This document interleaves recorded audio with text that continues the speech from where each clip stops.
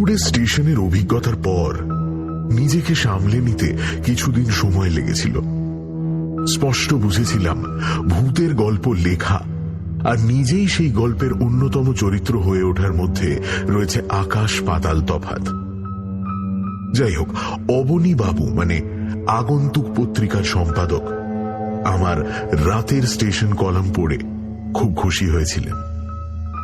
পত্রিকার কাটতিও হয়েছিল বেশ, কিন্তু কে জানতো এরকম প্রাণঘাতী অভিজ্ঞতার এই সবে শুরু।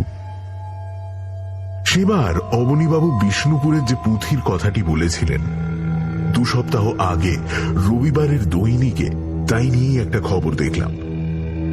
বাঁকুড়া জেলার ছাতনা গ্রামে একটি 300 বছরের পুরনো পুঁথিকে ঘিরে গ্রামবাসীর মধ্যে আতঙ্কের সৃষ্টি হয়েছে। স্থানীয় সূত্রে জানা গেছে যে প্রথমে পুঁথির মালিক রমেশ দলুইয়ের মস্তিষ্ক বিকৃতি এবং কিছুদিনের মধ্যেই তার অস্বাভাবিক মৃত্যু হয়। এখন সেই আতঙ্ক আরো ভয়াবহ রূপ নিয়েছে। তবে কি অবনীবাবু যে বলেছিলেন পুঁথিটি অভিশপ্ত, সে কথা সত্যি? এই কথা মাথায় আসতেই আমি অবনীবাবুকে ফোন করি।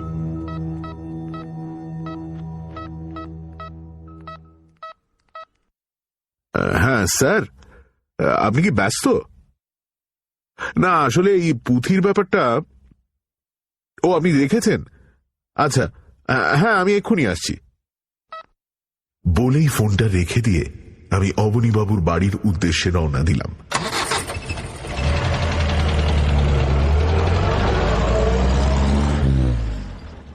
পৌঁছে দেখি অবনীবাবু চায়ের টেবিলে বসে আমার জন্য অপেক্ষা করছেন। আমায় দেখা মাত্র স্বভাব সিদ্ধ হাসি। এসো নীল, তোমার জন্যই অপেক্ষা করছিলাম। চেয়ারে বসতেই ফ্লাস্ক থেকে কফি ঢেলে আমার দিকে এগিয়ে দিলেন। অবনীবাবুর চোখে মুখে দেখলাম বেশ একটা রোমাঞ্চের স্বাদ পাওয়া অভিব্যক্তি। বললেন, বলো, কি জানতে চাও?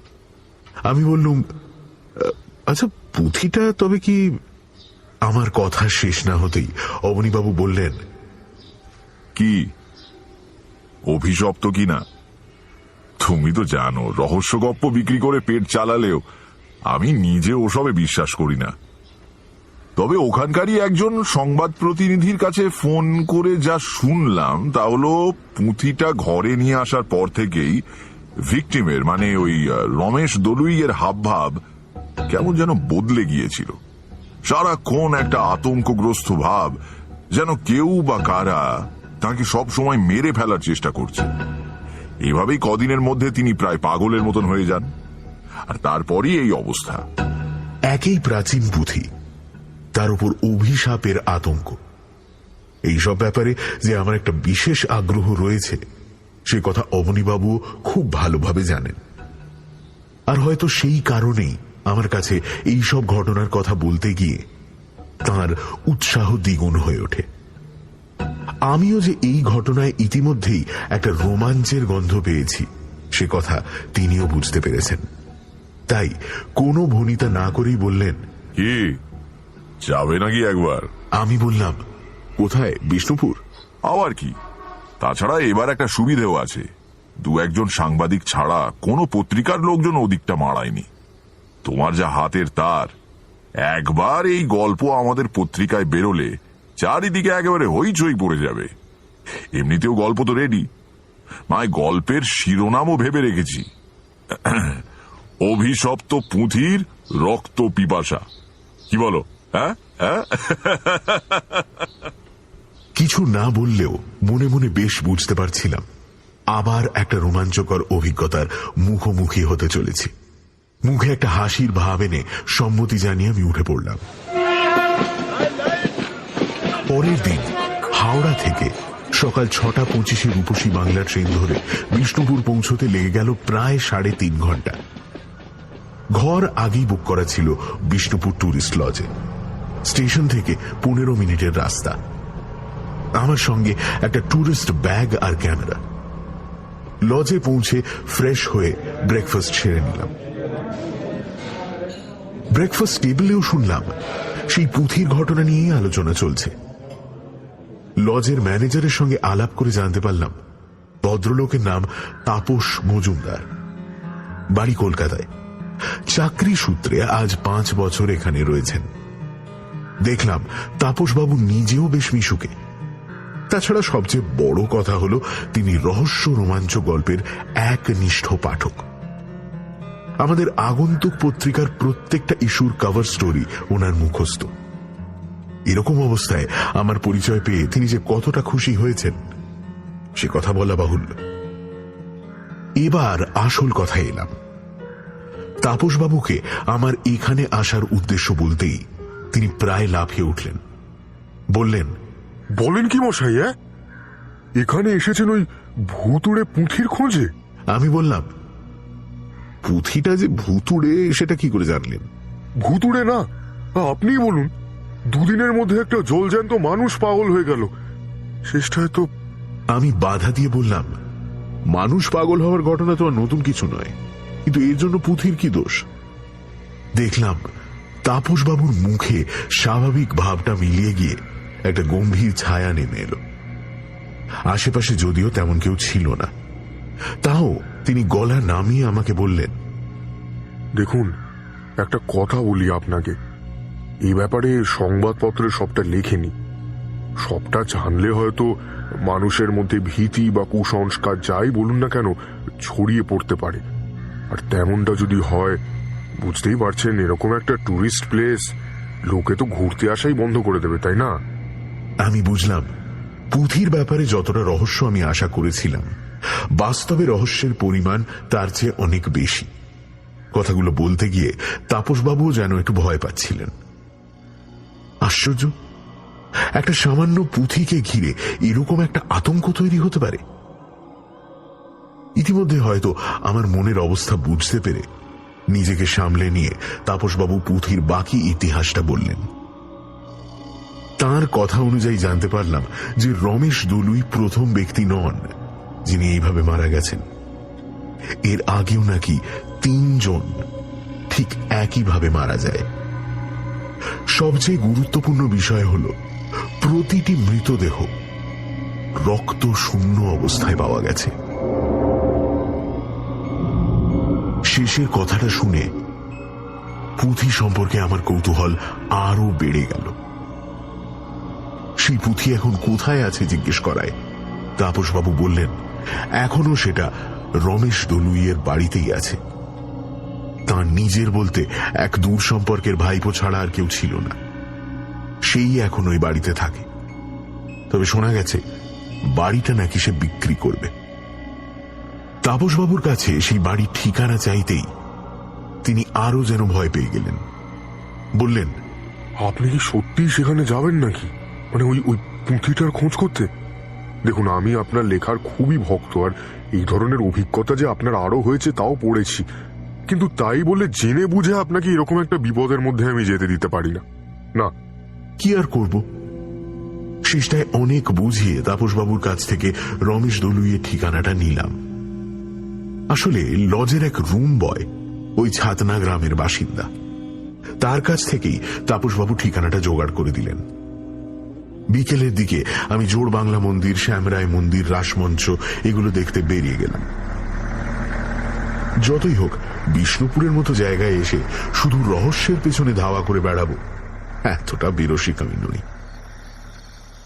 সন্ধ্যের একটু পরে লজে ফিরে গিয়ে ঘণ্টাখানেক সময় তাপসবাবুর সঙ্গে গল্প করে কাটালাম। দেখলাম ভদ্রলোক আমার জন্য সত্যিই খুব চিন্তিত। রাতে তাড়াতাড়ি ডিনার সেরে নিয়ে নিজের ঘরে চলে গেলাম। ক্যামেরা আর মোবাইল চার্জে বসিয়ে একটা ম্যাগাজিন পড়তে পড়তে কখন যে ঘুমিয়ে পড়েছি তার মনে নেই। সকালে মোবাইলের অ্যালার্মে ঘুম ভাঙল। তারপর মুখ হাত ধুয়ে ব্রেকফাস্ট সেরে বেরিয়ে পড়লাম ছাতনার উদ্দেশ্যে। বিষ্ণুপুর থেকে বাসে করে ছাতনা পৌঁছতে সময় লাগলো 1.5 ঘন্টা। রমেশবাবুর বাড়ি পৌঁছতে আরো আধ ঘন্টা। রমেশবাবুর বাড়িটা গ্রামের এক প্রান্তে, ফলে লোকজনের খুব একটা আনাগোনা সেদিকে নেই। পথে একজনকে জিজ্ঞাসা করতে তিনি বাড়ির রাস্তা দেখিয়ে দিলেন। বাড়ির সামনে বেশ খানিকটা জায়গা, লাল নুড়ি পাথরের রাস্তা সোজা চলে গেছে রমেশবাবুর একতলা বাড়ির সদর দরজার দিকে। কড়া নাড়তেই ভেতর থেকে 25-26 বছরের একটা ছেলে বেরিয়ে এলো। সম্ভবত এই সেই দূর সম্পর্কের ভাইপো। কাকে চাই? একটু বিরক্তির ভাব নিয়েই যেন সে জিজ্ঞেস করল। আমি আমার নিজের পরিচয় আর এখানে আসার উদ্দেশ্য তাকে জানাতে সে যেন প্রায় আকাশ থেকে পড়ে আর কি। আনন্দ আর উত্তেজনা মাখা স্বরে বলল, কি বলছেন? আপনি অদ্ভুতুড়ে কলমের লেখক? আরে বাস! নমস্কার নমস্কার, আমার নাম সৈকত দলি। আমি তো আগন্তুক পত্রিকার আজীবন সদস্য, আর তা কেবল আপনার লেখার জন্যই। আপনি খুব ভালো লেখেন আর কি। আর বাক্য ব্যয় না করে আমায় উষ্ণ অভ্যর্থনা জানিয়ে সৈকত ঘরে নিয়ে গেল। শুনলাম তার কাকা মারা যাবার পর থেকে সে এখানে এসেই রয়েছে। কাছাকাছি কোথাও একটা স্কুলের টিচার। আগে বাঁকুড়া থেকে যাতায়াত করত আর মাঝে মাঝে কাকার কাছে এসে থাকত। এখন রান্নাবান্না নিজেই করে। আগে একটা কাজের লোক ছিল, তবে রমেশবাবুর মৃত্যুর পর সে পালিয়েছে। পুঁথির ব্যাপারে দেখলাম যা কিছু কথাবার্তা শোনা গেছে সে সম্পর্কে সৈকত বিন্দুমাত্র বিশ্বাসী নয়। তবে কাকার মৃত্যুতে সে খুবই মর্মাহত। তার কথা অনুযায়ী রমেশবাবু নাকি বড় মাপের একজন পুঁথি গবেষক এবং পণ্ডিত ব্যক্তি ছিলেন। সৈকতের কথা যে বিন্দুমাত্র মিথ্যে নয় তা বুঝলাম রমেশবাবুর ঘরে গিয়ে। সারা দেওয়াল জুড়ে আলমারিতে থরে থরে পুঁথি সাজানো। তার ঘরের মধ্যে 6টি বুকশেলফে ঠাসা রয়েছে বিভিন্ন ধরনের বই। এরকম একজন মানুষের এইভাবে চলে যাওয়া যেন আমিও ঠিক মেনে নিতে পারছিলাম না। মনে মনে একটা রোগ চেপে গেল।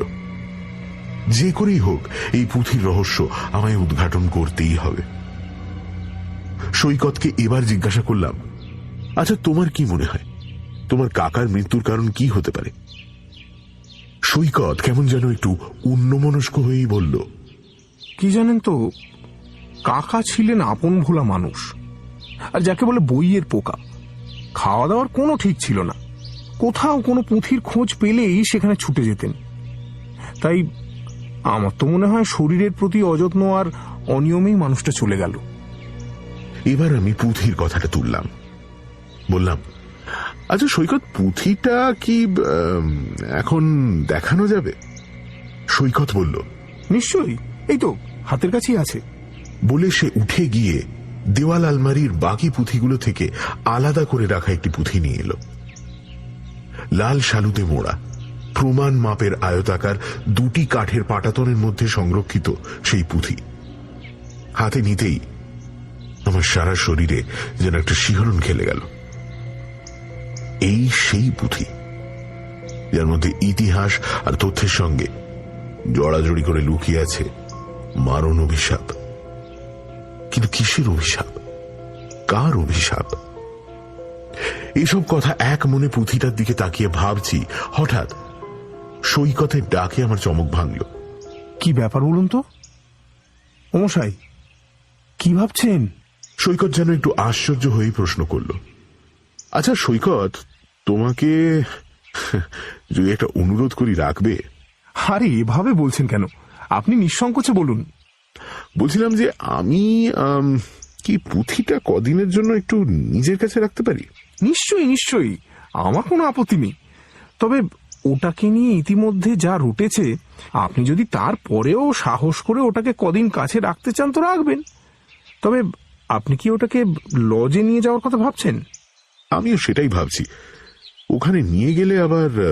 এবার সৈকত বলল, আমি একটা অনুরোধ করি, যদি কিছু মনে না করেন, কদিন না হয় এখানেই থেকে যান না। আমি তো একাই থাকি, একজন সঙ্গী পেলে আমারও ভালো লাগবে। ঘরের কিন্তু কোনো অসুবিধে নেই, এই ঘরের পেছনেই আরেকটা ঘর আছে। সৈকতের কথায় আমি যেন হাতে চাঁদ পেলাম। এরকম পুঁথি আর বইয়ের সংগ্রহের মধ্যে থাকার লোভটা এতক্ষণ বেশ কষ্ট করে সামলে রেখেছিলাম। তাই সৈকতের অনুরোধে বিনা বাক্য ব্যয়ে সম্মতি জানালাম। দুপুরে একসঙ্গে খাওয়া দাওয়া করার পর সৈকত তার স্কুলের খাতাপত্র নিয়ে বসল। পুঁথিটা নিয়ে রাতে বসবো ভেবে আমিও এই ফাঁকে একটু গড়িয়ে নিলাম। বিকেলের দিকে সৈকত আর আমি কাছাকাছির মধ্যেই একটু ঘুরে এলাম। উদ্দেশ্য একটাই, পুঁথিকে কেন্দ্র করে যে ধরনের কথা চারিদিকে শোনা যাচ্ছে তার প্রভাব স্থানীয় গ্রামবাসীদের ওপর কতটা পড়েছে সেটাই দেখা। কয়েকজনের সঙ্গে কথাও হলো। আসলে কিছুদিন ধরে সাংবাদিকদের মুখোমুখি হওয়ার ফলে সাক্ষাৎকার দেওয়ার ব্যাপারে গ্রামবাসীরা অনেকটাই সড়গড় হয়ে উঠেছে। সব মিলে যা বোঝা গেল তা হলো এই, পুঁথিটা যে অভিশপ্ত তা নিয়ে অন্তত গ্রামবাসীর কোনো সন্দেহ নেই। তারা নাকি সাংবাদিকদের অন্যান্য মৃত্যুর ঘটনাগুলোর কথাও বলেছিলেন। কিন্তু যে কোনো কারণেই হোক, কাগজে তারা সেসব আর ছাপেনি। রাতে খাওয়া শেষ হলে কিছুক্ষণ সৈকতের সঙ্গে আরো 2-4টে কথা বলে আমরা যে যার ঘরে চলে গেলাম। আমি সঙ্গে করে পুঁথিটা নিয়ে গেলাম। ঘরের কোনায় টেবিল চেয়ার রয়েছে, আলোর ব্যবস্থাও আছে, ফলে কোনো অসুবিধে নেই। আমি পুঁথিটা নিয়ে শালুর মোড়ক খুলে বসলাম। পাটাতনের উপর দিকে খোদাই করা কলম রাখার জায়গা, সেখানে খাগের ডাঁটির মতো একটা কলমও রয়েছে, একটু মোটা আর ছোট ধরনের। কলমের নিবটা মনে হয় ধাতুর। কাঠের পাটাতন আলগা করতেই কেমন একটা আঁশটে গন্ধ আমার নাকে এলো। প্রাচীন পুঁথি এর আগেও ঘাঁটাঘাঁটি করেছি, কিন্তু কই এমন গন্ধ তো। কথাটা ভাবছি আর পুঁথির পাতা একটা একটা করে উল্টাচ্ছি।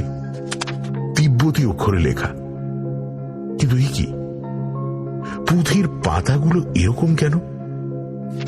এরকম শক্ত আর অমসৃণ। তুলট কাগজ বা ভূর্জপত্রের পুঁথি তো এরকম নয়।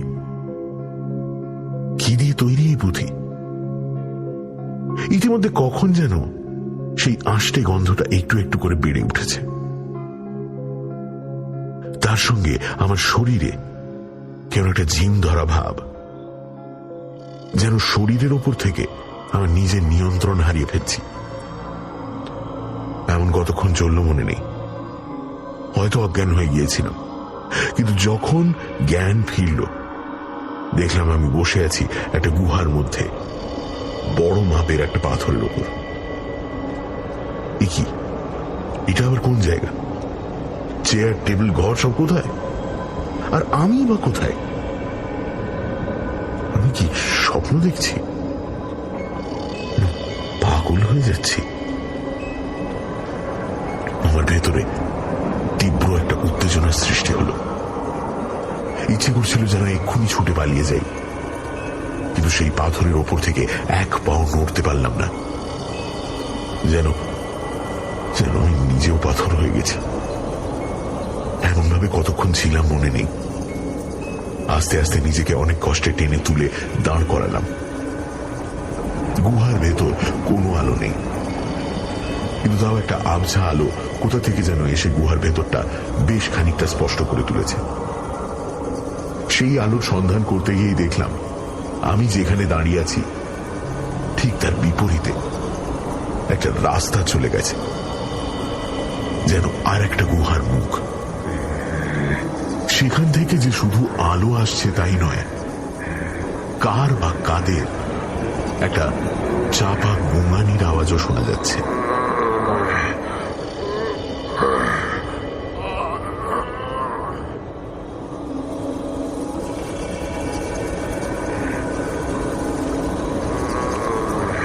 আমি গুহার দেওয়াল ধরে এক পা করে এগিয়ে গেলাম। পরের গুহাটার দিকে যত এগিয়ে যাচ্ছি, ক্রমে সেই চাপা গোঙানির আওয়াজ আরো স্পষ্ট হয়ে যাচ্ছে।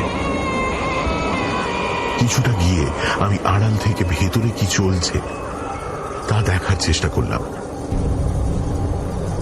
কিন্তু যে দৃশ্য দেখলাম তা দেখে আমার শরীর অবশ হয়ে গেল। গলা শুকিয়ে কাঠ। চিৎকার করতে গিয়েও কোনো শব্দ বেরোলো না। দেখলাম বছর 30-এর একটা ছেলের দেহ চৌকির মতো একটা শিলাখণ্ডের উপর শোয়ানো রয়েছে, শরীর সম্পূর্ণ নগ্ন। শিলাখণ্ডের চারপাশে গোল করে দাঁড়িয়ে আছে জনা পাঁচেক লাল কাপড় পরা লোক। ওদের মতোই আর একজন একটা ধারালো শানিত ছোরা নিয়ে সেই দিকে এগিয়ে আসছে।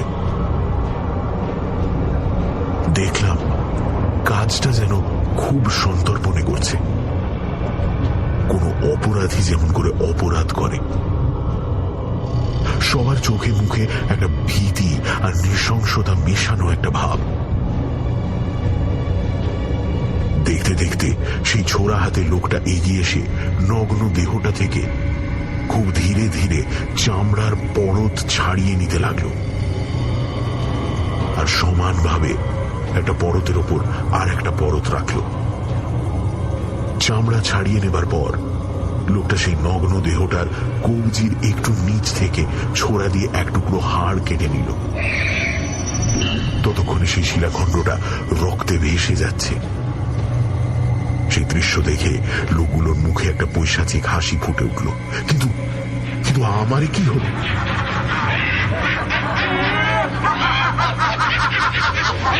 আবার একই দৃশ্য দেখছি। সেই গুহার মধ্যে কয়েকজন একইভাবে একটা মৃতদেহ থেকে চামড়া ছাড়িয়ে নিচ্ছে, কিন্তু দেহটা আলাদা।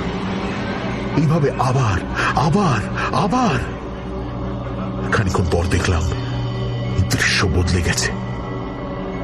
গুহায় একা সেই খুনের লোকটা একটা পাথরের ওপর বসে কি যেন করছে।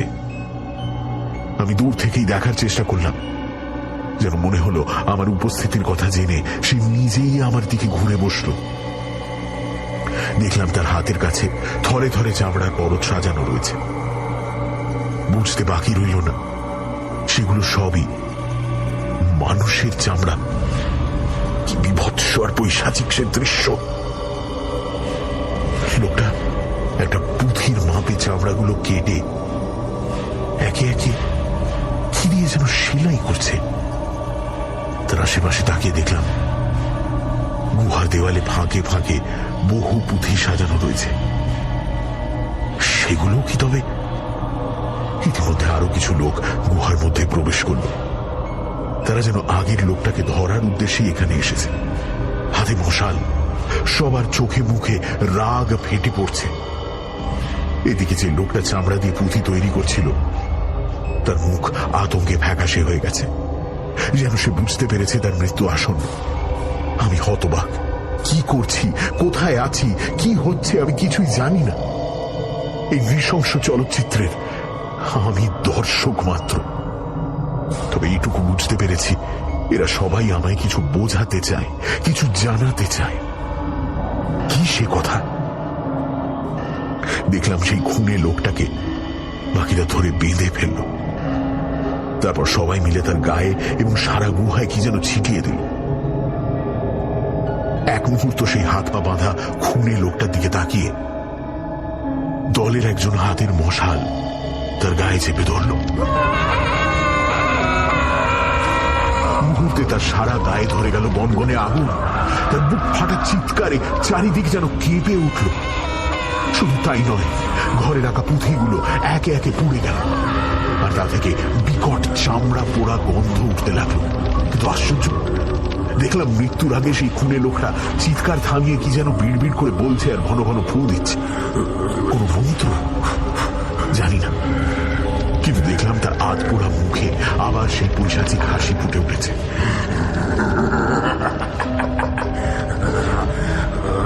আমার মাথার শিরাগুলো এইবার হয়তো ছিঁড়ে যাবে। আমার চোখের পাতা ভারী হয়ে আসছে। আমি আমি অন্ধকারে তলিয়ে যাচ্ছি। সে আধপোড়া মুখ যেন হাঁ করে রয়েছে, আর তার মধ্যে আমি ঘুরতে ঘুরতে ডুবে যাচ্ছি। আর কে যেন সেই অন্ধকার থেকে বলছে, লেখো লেখো লেখো। হঠাৎ দেখি আমি যেমনটা চেয়ারে বসেছিলাম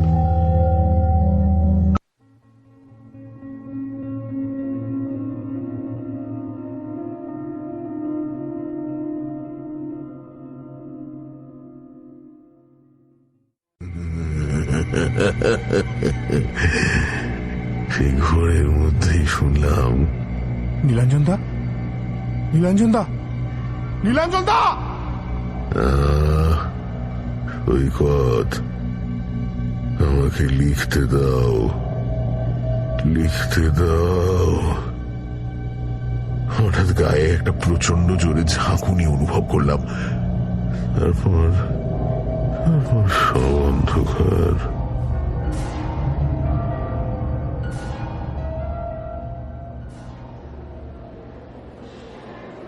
চোখ খুললাম দুদিন পরে বিষ্ণুপুর সদর হাসপাতালে।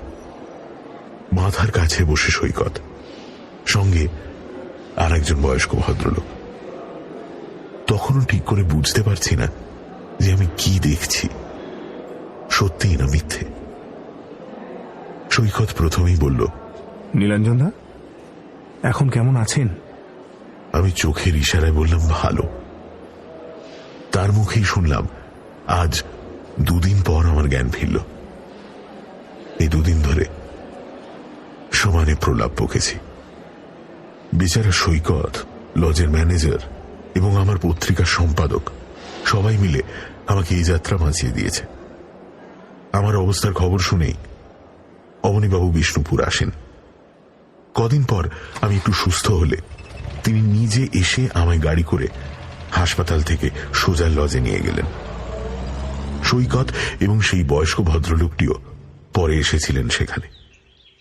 বাকি কথা সেখানেই শুনলাম। প্রথমে সৈকত বলল, আপনারই অবস্থা দেখে আমি সেদিন রাতেই পাড়ার লোক ডেকে আপনাকে গ্রামের স্বাস্থ্যকেন্দ্রে নিয়ে যাই। সেখান থেকে ওনারা আপনাকে সদর হাসপাতালে রেফার করে। আপনি সমানে ভুল বকছিলেন। হাসপাতালে নিয়ে এসে আপনাকে রক্তও দিতে হয়েছিল। তখন তো বুঝিনি আপনার রক্তাল্পতা হলো কি কারণে। পরে বুঝলাম। যাকে আলাপ করিয়ে দিই, ইনি আমার কাকার বন্ধু শ্রী অঘোরনাথ মুখার্জি, কাশীর মস্ত বড় পণ্ডিত এবং একই সঙ্গে তন্ত্র সাধক। কাকা নাকি ওনাকে পুঁথির ব্যাপারে প্রথম থেকেই জানিয়েছিলেন। এরপর অঘোরবাবুই বললেন, হ্যাঁ, রমেশ জানিয়েছিল। ও নিজেও জানতো পুঁথির ব্যাপারে, তবে সবকিছু যে এত তাড়াতাড়ি হয়ে যাবে এটা ভাবতে পারিনি। আসলে আমি একটু দেশের বাইরে গিয়েছিলাম একটা কনফারেন্সে, তাই রমেশের পরের চিঠিগুলো আর পাইনি। বাড়ি এসে যখন পেলাম তখন অনেক দেরি হয়ে গেছে। ঘটনাটা আপনাকে খুলে বলছি বরং। আজ থেকে প্রায় 300 বছর আগে নেপালের পাহাড়ি এলাকায় একদল তন্ত্র সাধক বসবাস করত। তাদের সাধনার পদ্ধতি ছিল অঘরীদের চেয়েও ভয়ানক এবং বিভৎস।